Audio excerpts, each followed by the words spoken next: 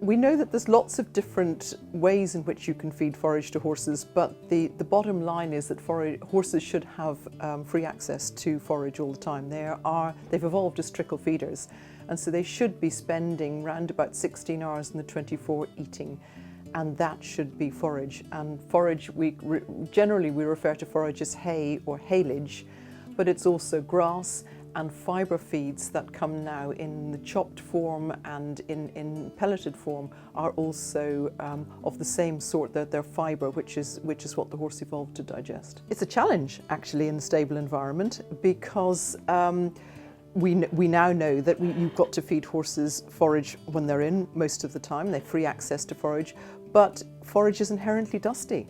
And particularly when it's conserved. I mean, some of the dust comes from the environment, from the bacteria and mold that's in the environment, and that settles on the forage during the conservation process.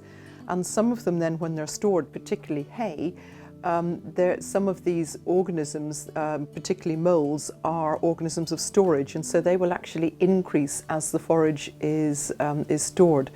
So then when you open a bale and you go to feed it to your horse, there's quite a lot of dust, particularly in the breathing zone of the animal, and that can set up all sorts of allergic respiratory disorders in horses, which affect their performance.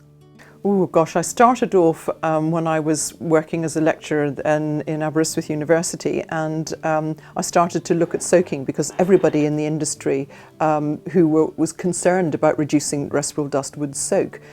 And it was actually the colour of the water that made me think, oh gosh, this couldn't be very good. So we started to measure the amount of dust that you reduce when you soak, but also the nutrient loss as well associated with that.